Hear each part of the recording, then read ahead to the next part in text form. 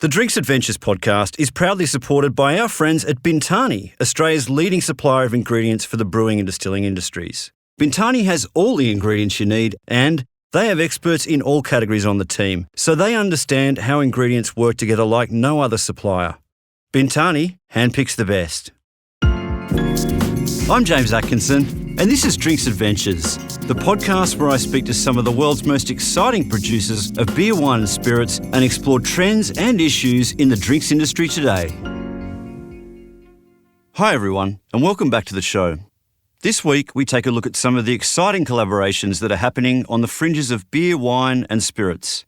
Brix Distillers is a rum distillery that opened in Sydney in 2018, and they are trying to re-educate Australians about the potential of rum, which, as I discussed with Kathleen Davies 2 episodes ago, is somewhat misunderstood in this country. They're also trying to make uniquely Australian rums aged in barrels supplied by leading winemakers such as Thomas Wines in the Hunter Valley region of New South Wales. Turns out founder Andrew Thomas is a huge enthusiast for premium rum, so it's a collaboration that's close to his heart. I spoke with Andrew and Brix co-founder James Christopher recently to find out more about the project. But first, I caught up with Luke Scott, head brewer at Prickly Moses in Victoria's Otway Ranges, and McWilliam's Wine's global ambassador and 6th-generation winemaker, Scott McWilliam. For several years now, they've been collaborating on an unlikely but very successful beer-wine hybrid, the Chardonnay IPA. The latest batch is out now, so Luke and Scott joined me for a sample and an interview. And I began our chat by asking Luke how the project was first conceived. Well, it came about with a friendship, I suppose, from my time when I was in the Hunter, and Scott and I made some beers together with McWilliams and a brewery I was running previous to Prickly Moses, and Scott approached me and said I want to do another collaboration between a winemaker and a brewer again, and he suggested a lighter style beer with a white wine versus the beers we'd made in the past. We did a Belgian blonde in the Chardonnay barrel, and then did some dark beers in Shiraz barrels and stuff like that. So the Chardonnay IPA idea was to use the fruitiness of the New World American hops to go with an unoaked Chardonnay that displayed similar fruit characters and would work in harmony. Do you get similar fruit characters from Chardonnay though? Well, my take on it was I thought Chardonnay would match really well with this hop profile. Also, a little bit of background, Luke and I, you got a winemaker who drinks beer and a beer maker who drinks wine. It's a marriage made in heaven, right? And so, of course, we're going to collaborate. And I just felt that Chardonnay had some of those tropical notes to it that would go well with the like-for-like tropical notes of the hops. It was, I think, something that may have been a bit left field. And I thought, well, why can't you blend wine into beer? The concept was to choose the right wine to complement. I didn't want contrast. I wanted complementary flavours, and that provided balance. I mean, when you do a left field product, it can't be so extreme that people just try it just for the sake of just wanting to try it because it's a bit weird, and then just go, yeah, well, that didn't really work, guys did it. I wanted something that was actually going to go, shit, that's really good. I want to, where can I get it? That's what we were trying to aim for. And Scott, tell me about the practice of actually how you went about the blending. I think that's probably a discipline that not many brewers would be exposed to, but it's obviously something that's very common when you're making wines. Well, the actual practical side of it's really simple, and it's a matter of a measuring cylinder and literally just doing different percentages and seeing what works. The complicated bit, I think, is what goes on in your mind beforehand as to what you want to achieve, and then trying to work out how to achieve that. So the concept was, all right, this beer has this hop note that has a lot of passion fruit, and that's what I see on the aroma, and on it is tropical, but mostly a passion fruit. So obviously, being an IPA, hops is the major component of the flavour profile in many ways, and so choosing a wine to be complementary was meant that it had to obviously match the power of the hop being such a tropical flavoured hop, and I describe it as being passion fruit. And it's almost like Sauv Blanc, right? In many ways. But I didn't feel the Sauv Blanc was actually going to match with this. I thought that the Chardonnay would be best because Chardonnay has other tropical flavours, more your peach and melon and those sorts of things. And whilst it's all in the tropical fruit spectrum, it adds more complexity rather than just putting Sauv Blanc, which would have been putting passion fruit on top of passion fruit sort of thing. You know, I didn't see any reason to do that. I really feel that we've stretched the complexity of the flavour wheel for this by adding Chardonnay. The beer as a base by itself was a very powerful flavour, and the Chardonnay added back at about 7%. It in fact toned down the beer a little bit. Really sort of broadened out those flavours into more than just one or two main flavours and gave extra dimensions, but it also calmed down some of the really powerful concentration of the hop note that comes through.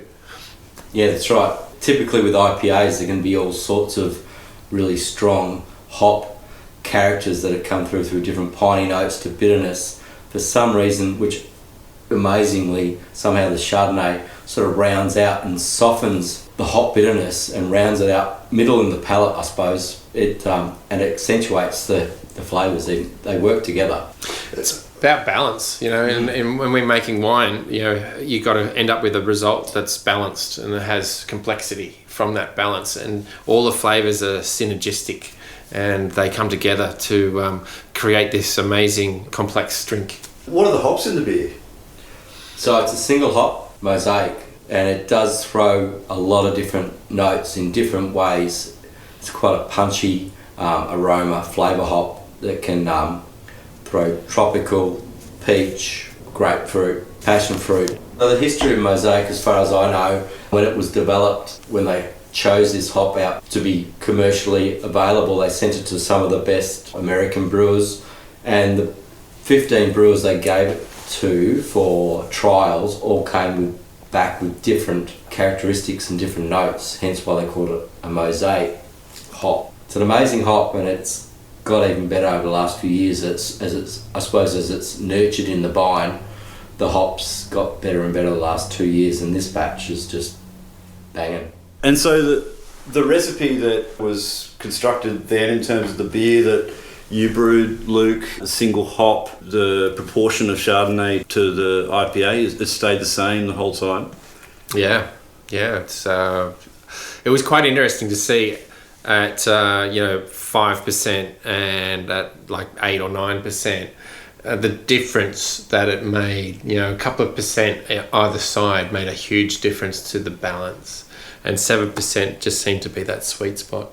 Scott, you know, McWilliam's Wines is probably one of the household name wineries in Australia, really. Quite a conservative brand traditionally, you know, quite a sort of pioneering beer to have made. I mean, have you taken this back and shown it to some of the family and seen what their reactions are to a beer that's got Chardonnay in it? So interestingly enough, I lived in California about 15 years ago, and I fell in love with IPAs. And I came back to Australia, and we weren't selling IPAs in the marketplace here in Australia. And this is one of the ways that I met Luke, because I found this beer that I really enjoyed, that I found out later that he'd made, and we met. And I started to make my own beer at home because I couldn't find really good high-end IPAs back then, 15 years ago, in Australia. And I've done the brewing and malting course at Ballarat University. I did approach McWilliam's about looking at the craft beer industry because I'd been living in the US and I saw things were really booming over there. And I know that we're a little bit behind here in this market space. And I thought, you know, if we're going to evolve and diversify McWilliam's wines a little bit, this would be of interest. It was politely declined, and I understand and respect the reasons for that. But that also gave me a free pass to then go and do a collaboration. And McWilliam's had like some kind of association with beer in the past as an importer, is that right? Yeah, as an agent for Beck's, we grew that threefold and then it went over to line. So we then decided to bring in a German beer called Holsten, and it was just part of our portfolio expansion. But making a beer, it was interesting how I remember showing Luke through Mount Pleasant, and I could just see his brain ticking over. It's like, all right, we can convert that tank, I reckon we can make beer here. And my mind was ticking over because I was like, these assets are sitting idle, unused for literally 10 months of the year. How can we get the most out of this equipment, lower our overheads, and more to the point, make beer? And so it never really got up, but there's always time. Never say never. May happen. Well, yeah, I mean, at that time you probably wouldn't have been on the board of the company, so now you can start making things happen. Well, I'll say never say never, and if we have a McWilliam's beer in the future, it's going to definitely be something that I'll be backing 100%, whether it works or not. Is the market ready for winemakers to make beer? I think we're seeing it a lot already. What do you think would be the biggest challenge for a company like McWilliam's to decide, okay, we're going to start diversifying and start making beer? It's a big call, actually. It's something that, it's not our core focus as a business. And, when you're running a commercial business at the size that we're at, you have to make commercial decisions, and the commercial realities sometimes will dictate that a project like that might not actually be economically feasible, which is a little disappointing because, as winemakers, we all love to play and we all love to experiment. And, adding a different product into the portfolio other than a wine or grape-based product it's a pretty big call. Well, guys, been a great chat. We'll leave it there. Thanks so much for joining me. Pleasure, James, and thanks for having us, and a joy to be on this podcast.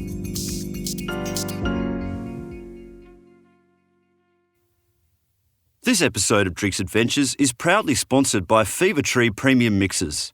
Fever Tree pioneered the world's first premium tonic water, made only with naturally sourced ingredients, and today it's served in 9 out of 10 of the world's top restaurants. Fever Tree Tonic, because if 3/4 of your G&T is tonic, make sure you mix with the best.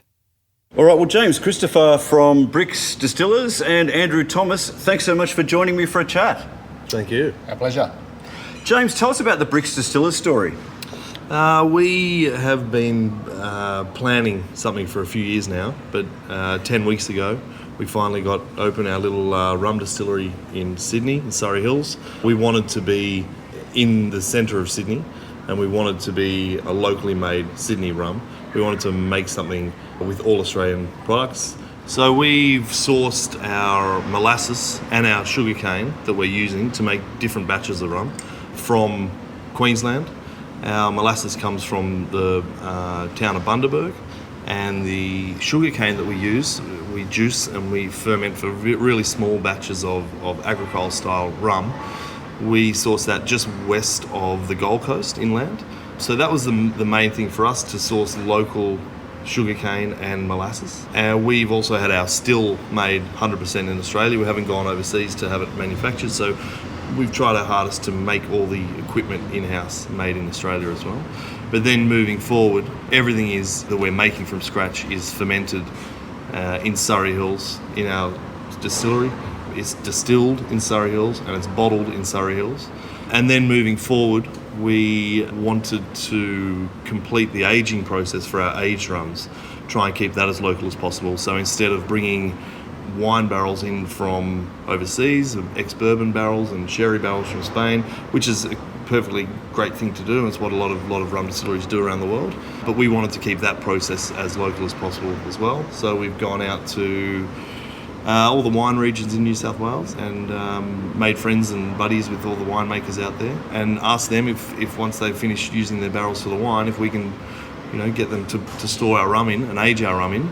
And that's where Tomo comes into the picture. When was it that you got approached to see if you could supply some oak to Brix?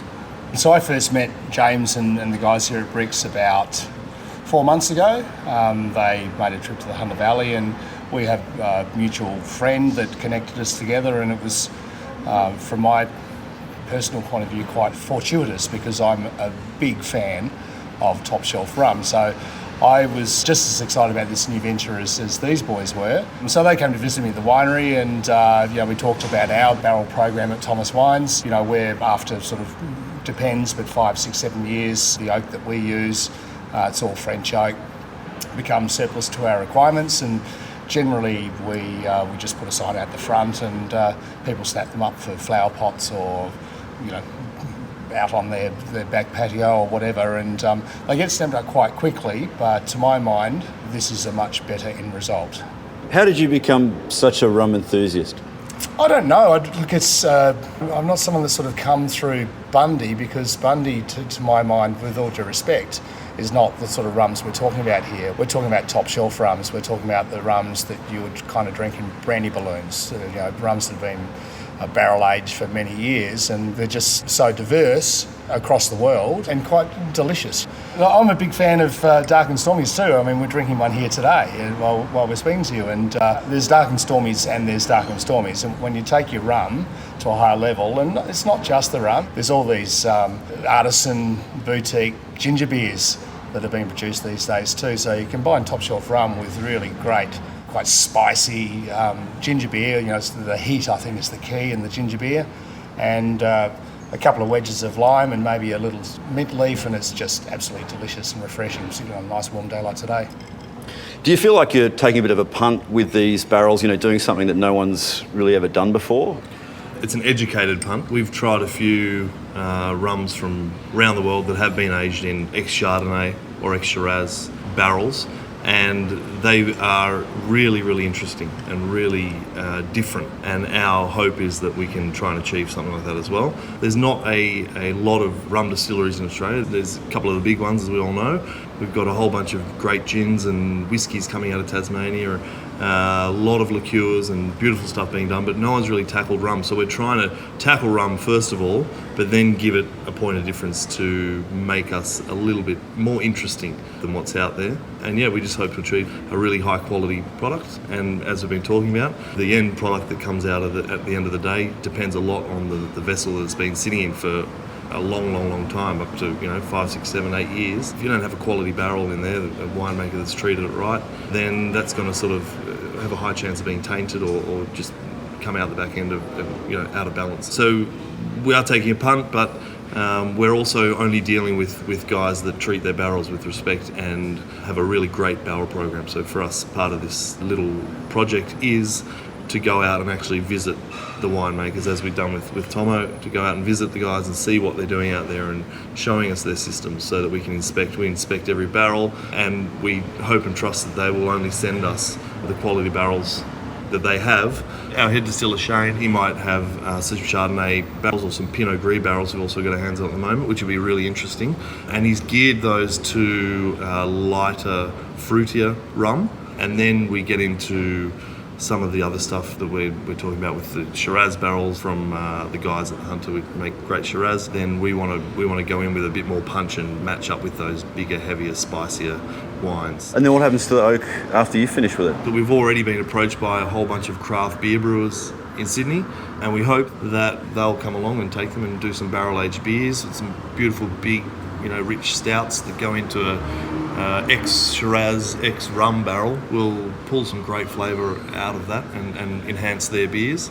And then down the track, they might give that barrel back to us. We can then pull flavour out of their beer, and the cycle just goes on and on.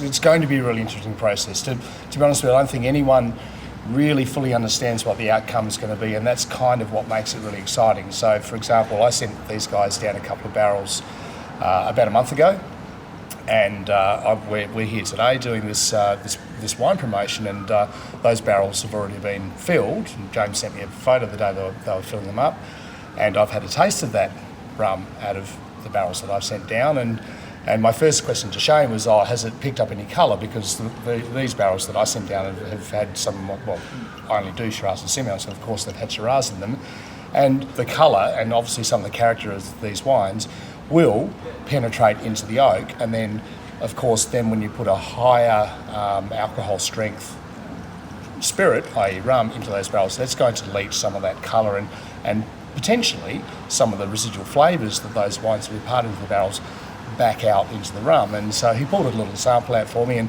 it's just got the faintest tinge, a little blush, of pink to there. And he's a distiller, I'm a winemaker, but we're kind of on the same page. And I said, well, of course you're not worried about that slight colour, because with time in barrel, that will oxidise through to a nice sort of brown rum, barrel-aged rum colour. And he said, no, there's no problems at all. In fact, it's perfect. So it's only early days, but I kind of would like to think that down the track, when these wines have been in barrel for long enough, and we're talking a few years here, that there's going to be a difference between the rums, the same kind of rum that perhaps went into my barrels and maybe some broken wood barrels. There will be some subtle differences in what comes out a few years down the track based on the origin of those barrels, and they could potentially be marketed with the winery that's attached to the supply of those barrels, and it's just really exciting stuff. So I bet you'd love to have some Brix rum, ex-Thomas Wines casks to sell in the cellar door. I am going to be tasting this thing every time I drop back in. It probably won't be the Angel's share. Could be. It won't be much left. I think what Tomo was just saying there is every barrel in our eyes, we want every barrel to be different, because we're not here to make one just generic, mass product. We're here to see what every single barrel does to different rums as we make them. We want different nuances, we want different flavours, colours, all the aromas. We want it all to be different. So then we can then see how to treat each one, whether we do a little bit of blending with them all. If one's too heavy on a spiciness or a char, we can blend all that together to get a really well-balanced rum. Fingers crossed we also get some really, really amazing single barrel rums that we just go, yep, we're not touching that. That's a single barrel release, and we can tell the story of that barrel. 6, 7, 8 years down the track, we'll have a whole range of stuff we can play with. So it's exciting. And if you're going to try a dark and stormy, try it with a ginger beer by our sponsor, Fever Tree Premium Mixers. Brewed using a blend of 3 different varieties of ginger sourced from across the globe, it has a fiery, full-bodied taste that will marry perfectly with the premium dark rum of your choice. Now it's that time where I ask you to please take a moment to give the show a rating and review on your podcast player. The latest review on iTunes is by a person using the handle Jabes101, or is it Harbes101? I don't know, but either way, Jabes101 says, I found the Drinks Adventures podcast by accident, and I'm so glad I did. The host's interview style is fantastic. He doesn't talk over the interviewee too much, which allows the conversation to flow. I've recommended Drinks Adventures to others, even friends who don't appreciate a good drop as much as I do. Thanks very much for the support, Jabes, and to everyone else for tuning in this week. I'll see you again soon. The Drinks Adventures podcast is produced by me, James Atkinson, with additional production and mixing by Dave Robertson. You can find complete transcripts, links, and other information on the show at drinksadventures.com.au. You can follow me on all social media platforms at by James Atkinson, like my Facebook page, James Atkinson Drinks Adventures, to be kept informed of podcast giveaways and other news about the show. The Drinks Adventures podcast needs your support as listeners. Please do us a favour and leave an honest review and rating for the podcast on iTunes or Stitcher. We love hearing your feedback, and it helps inform other people this is a show worth listening to. Or simply drop us a line at hello@drinksadventures.com.au.